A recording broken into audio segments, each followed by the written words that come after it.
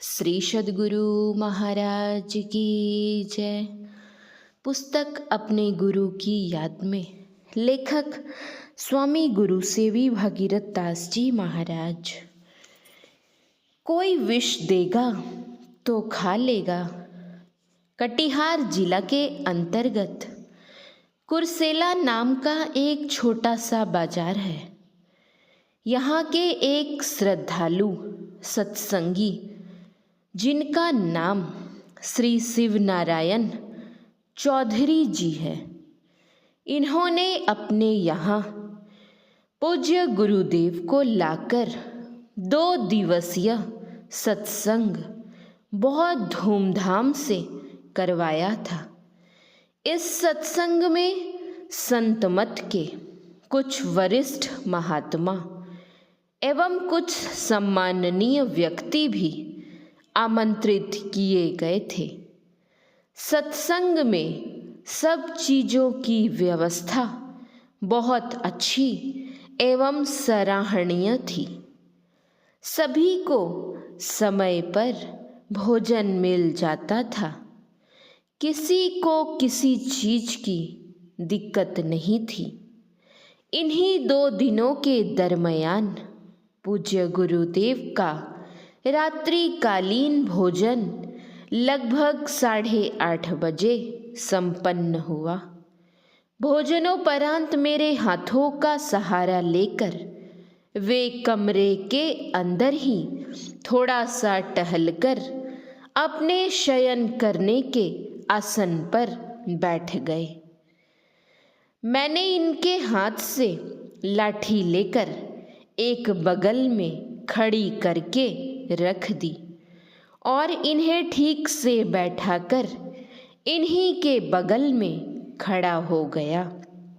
मुझे खड़ा देखकर धीमे स्वरों में बोले, बेटा अब तुम भी जाओ भोजन करने। मैंने हाथ जोड़ते हुए निवेदन किया, हुजूर अभी ए ठाम कोई नहीं छे, ऐते तब हम जैबे। पूज्य गुरुदेव बोले, जाओ मैं बैठा हूँ। जब ऐसी आज्ञा हुई तब मैं प्रणाम कर भोजन करने चला गया। वहाँ जाकर देखता हूँ कि अभी बाबा लोग भोजन करने के लिए बैठे ही हैं। मैं भी गुरुजनों को प्रणाम कर पंगत में भोजन करने के लिए बैठ गया। सबको क्रमशः भोजन की थाली दी गई। भोजन के अंत में गृहपति सबको दही देने के सिलसिले में मुझे भी दही देने लगे। मैंने उनसे कहा, मैं दूध ले लिया हूँ, अब दही नहीं लूँगा। उनके बहुत आग्रह करने पर भी जब मैं किसी भी तरह दही लेने के लिए तैयार नहीं हुआ, तब उनकी विशेष श्रद्धा को देखते हुए एक बाबा बोले, थोड़ा सा ले ना लीजिए, विष थोड़े हैं। उनकी बातों को सुन मेरी इच्छा नहीं रहने पर भी गृहपति ने मेरी थाली में थोड़ा सा दही दे ही दिया। खाने की थाली में दी गई दही लाचार होकर मुझे खाना ही पड़ा।